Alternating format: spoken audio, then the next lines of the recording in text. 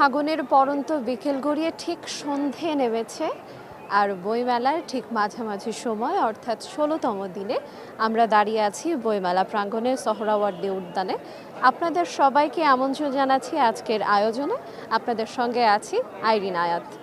দেখতে দেখতে আমরা ঠিক শেষ মুহূর্তে চলে এসেছি। সময় চলে এসেছে ঠিক শেষের দিকে, আমরা আস্তে আস্তে ধীরে ধীরে এগিয়ে যাচ্ছি।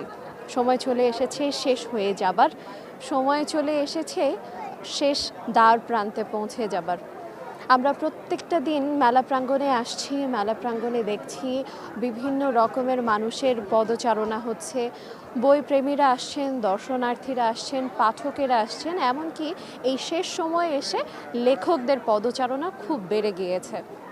তারা আসছেন তাদের ভক্তদের সঙ্গে, তাদের যারা পাঠক আছেন তাদের সঙ্গে কথা বলার জন্য, দেখা করবার জন্য। অনেক স্টলে যারা পরিচিত জনপ্রিয় লেখক আছেন তারা আসছেন তাদের অটোগ্রাফ নেওয়ার জন্য, তাদের সঙ্গে ছবি তুলবার জন্য। স্টলের বাইরে বাইরে দর্শনার্থীদের এবং ভক্তদের খুব ভিড় লক্ষ্য করা যায়।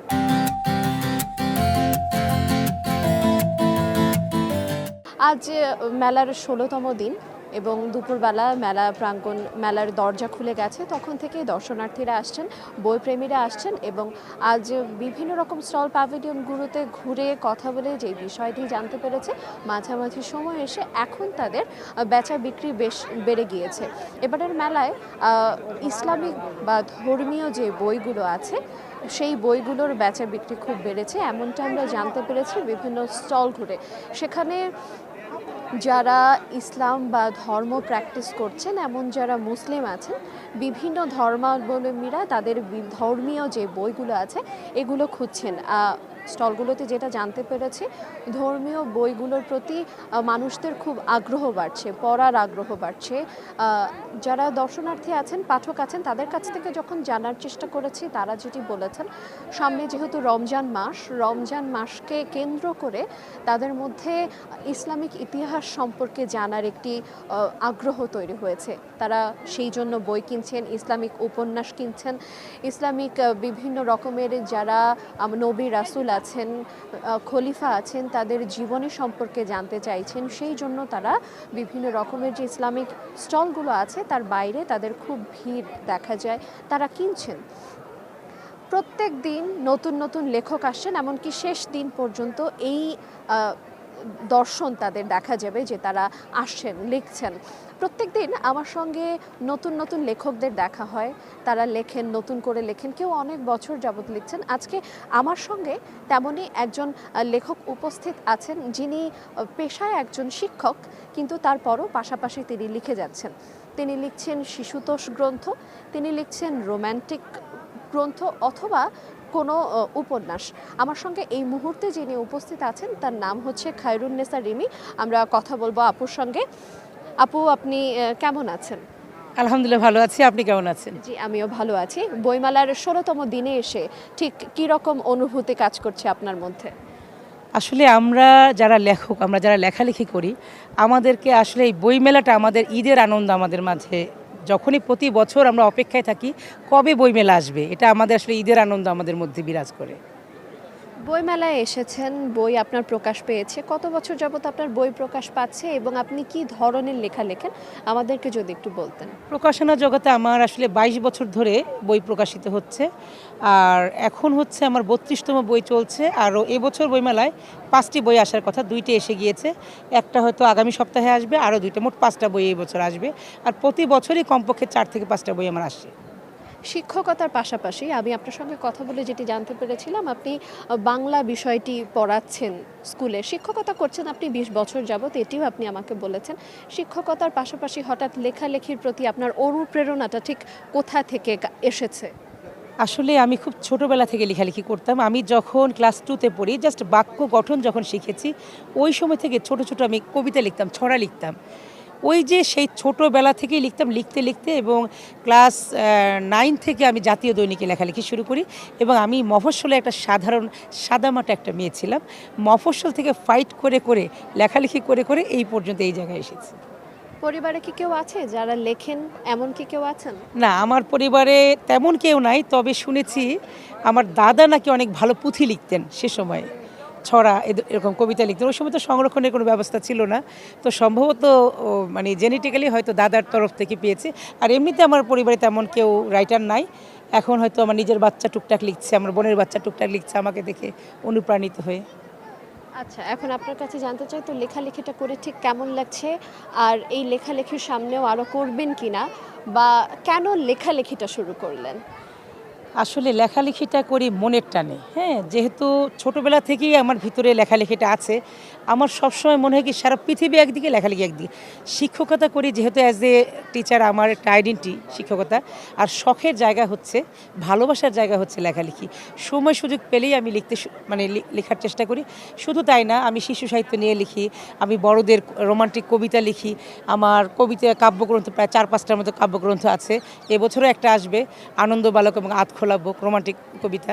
তারপরে উপন্যাস লিখি, জীবনী গ্রন্থ লিখি, মানে অনেক সব ধরনের। শুধু প্রবন্ধ ছাড়া সাহিত্যের সবকটি শাখাতে আমার বিচরণ আছে। 20 বছর বা 22 বছর যাবৎ লেখেন আপনি বলছিলেন, তো 22 প্রকাশনা জগতে। প্রকাশনা জগতে। আচ্ছা, ঠিক আছে।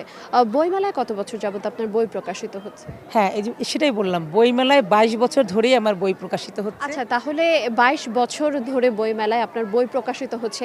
আমি যদি আপনার কাছে জানতে চাই, 22 বছর আগের বইমেলার চিত্রটা আজকে 2025-এ এসে 22 বছর পরে ঠিক কেমন মনে হচ্ছে আপনার কাছে? কি বদল মনে হচ্ছে আপনার কাছে? অনেক অনেক, কারণ আমরা যখন 22 বছর আগে লেখা শুরু করেছিলাম, তখন ফেসবুকের এরকম প্রচার প্রসার ছিল না। আমরা কিন্তু ফেসবুক কেন্দ্রিক লেখক না, আমরা আগে থেকেই লেখক হয়ে এসেছি। কিন্তু এখন হচ্ছে কি, যে কোনো জিনিস কিন্তু আমি খুব সহজেই পৌঁছে দিতে পারি পাঠকের কাছে ফেসবুকের মাধ্যমে। যেমন দেখেন, এই যে নীলাম্বরের নীলকষ্ট, নীলাম্বর একটা ক্যারেক্টার। আমি কিন্তু 1 বছর ধরে এই উপন্যাসটা লিখছি, অলরেডি আমার পাঠকের মাথায় ঢুকিয়ে দিয়েছি নীলাম্বরকে। আমার পাঠকরা নীলাম্বরকে চিনে গিয়েছে এবং নীলাম্বরের সাথে তাদের একটা হৃদ্যতা তৈরি হয়েছে। এবং এই যে নীলাম্বরের একটা জনপ্রিয়তা, নীলাম্বর যে পাঠকের কাছে গ্রহণযোগ্য হয়ে উঠেছে, সেই কারণে কিন্তু পাঠকরা বই প্রচুর কিনছে। কিন্তু আমাদের সেই সময়টাতে যখন 22 বছর, তখন তো এইভাবে এত ফেসবুক প্রচার প্রসার ছিল না। এই যে শখের পুরুষ বইটা, এটা কিন্তু আমার পাঠকরা আগেই জেনে গিয়েছে যে একটা রোমান্টিক গল্পগ্রন্থ আসছে, তারপর নীলাম্বর আসছে। এবং শুধু তাই না, আপনি অবাক হবেন যে তরুণ প্রজন্মের অনেক মানে যারা পুরুষ যুবক যারা আছে, তারা অলরেডি নিজেকে নীলাম্বর ভাবতে শুরু করেছে। আমার মেসেঞ্জার ভর্তি, ইভেন আমার ফেসবুকে আমি কিন্তু পোস্ট দিয়েছি, তারা নিজেরা নীলাম্বর। নীলাম্বর হচ্ছে এমন একটা ক্যারেক্টার যে নীল ভীষণ পছন্দ করে। নীল পোশাক, নীল পাঞ্জাবি, নীল টি শার্ট, তার বাসার বেড কভার নীল, ইভেন তার ওয়ালমেট নীল, এভরিথিং নীল। তো এই যে টুকটাক আমি ফেসবুকে ছেড়েছি, আমার যে পাঠক শ্রেণী আছে, যুবক যারা আছে, তারা প্রত্যেকেই তাকে নিজেকে নীলাম্বর ভাবে। আর নারীরা ভাবে নিজেকে নীলাঞ্জনা, তারা নীল শাড়ি পরে চলে আসে আমার অটোগ্রাফ নেওয়ার জন্য। তো এটা আমার একটা বিশাল প্রাপ্তি যে আমি পাঠকের ভিতরে নীলাম্বরকে ঢুকিয়ে দিতে পেরেছি। ঠিক আছে, এটা। আচ্ছা, ফেসবুকের কথা বলছিলেন, আপনাদের সময় ফেসবুক ছিল না, এখন ফেসবুকের মাধ্যমে জনপ্রিয়তা বলেন, প্রচারণা বাড়ছে। তো সেই দিকটাতে এসে আপনার কি মনে হয়, ফেসবুকের পাশাপাশি বই কিনে মানুষ পড়বে? না, ফেসবুকে আসলে যারা পড়ুয়া তারা কিন্তু বই কিনে সবাই। এবং শুধু তাই না, যারা পড়ুয়া তারা খুঁজে খুঁজে বই কিনে। যেমন আমার পাঠক, যেমন আমার তো অনেক দিন ধরে পাঠক তৈরি হয়েছে। তো পাঠক তৈরি হওয়ার কারণে আমার যারা পাঠক আছে, আমি না থাকলেও কিন্তু তারা স্টলে এসে আমার বইটা কিনে, এটা আমার প্রাপ্তি। এবং যারা কেনার তারা কিন্তু কেনে, যারা পড়ার তারা কিন্তু পড়ে। আর যারা বই বিমুখ, তাদের তো হাজার বললেও পড়বে না তারা। আচ্ছা, আপনি লিখছেন অনেক বছর, পাশাপাশি আপনি শিক্ষকতাও করছেন। আপনার যারা নতুন পাঠক আছে কিংবা যারা নতুন লেখক হয়ে উঠতে চাচ্ছেন, তাদের সম্পর্কে আপনার কাছ থেকে একটু কিছু শুনতে চাই। আসলে খুবই মূল্যবান একটা প্রশ্ন করেছেন। মানে এই প্রশ্নটার চেয়ে ভালো প্রশ্ন আর হতে পারে না। আমি পার্সোনালি যখন আমি তেমনি কন্টেন্ট ক্রিয়েট করি, কন্টেন্ট ক্রিয়েটের মাধ্যমে কিন্তু মেসেজ দিয়ে থাকি, যে কোনো লেখক হওয়ার আগে পাঠক তৈরি করতে হবে। সে যে লেখক, তার বইটা একজন প্রকাশক এতগুলো টাকা ইনভেস্ট করবে, সেই বইটা যদি পাঠক না কিনে, পাঠক প্রিয় না হয়, তাকে আগে পাঠক তৈরি করতে হবে। যেমন আমাদের সময়ে আমরা পত্রিকাতে লিখেছি, ভোরের কাগজে লিখেছি, ইত্তেফাকে লিখেছি, প্রথম আলোতে লিখেছি, লিখে লিখে হাত পাকিয়ে এই জায়গা তৈরি করে তারপরে প্রকাশনীতে পাঠক তৈরি করে। তো এখন তরুণ লেখক যারা হতে চায়, তাদের কাছে আমার অনুরোধ, তারা এইভাবে লিখে লিখে সাধনা করে তারপরে যেন বইটা প্রকাশ করে, যেন তার পাঠকরা যেন বইটা কিনতে আগ্রহী হয়। এটা অনুরোধ। অসংখ্য ধন্যবাদ আমাদেরকে সময় দেওয়ার জন্য। ধন্যবাদ আপু, আপনাকেও চমৎকার আড্ডা হলো, অনেক অনেক শুভকামনা। ধন্যবাদ। আমরা কথা বলছিলাম একজন লেখকের সঙ্গে যিনি পেশাগতভাবে শিক্ষক হিসেবে আছেন এবং বর্তমানে তিনি লিখছেন। যদিও তিনি শিক্ষকতা পাশাপাশি লেখালেখি করে যাচ্ছিলেন প্রায় 20 থেকে 22 বছর যাবৎ। এখন আরও নতুন নতুন এবং লেখক আছেন যারা লেখেন। এইবারের বইমেলায় তাদের বইও পাওয়া যাচ্ছে। তো আমরা আজকে দেখতে দেখতে মেলার 16তম দিনে চলে এসেছি। প্রত্যেক দিন আপনাদের সঙ্গে আমাদের দেখা হয়ে যাচ্ছে ঠিক এই সময়টাতে।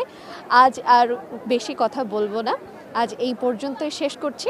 ততক্ষণ পর্যন্ত সুস্থ থাকুন, ভালো থাকুন এবং মেলা প্রাঙ্গণ থেকে আজ এই পর্যন্তই ছিল আমার কাছে সর্বশেষ।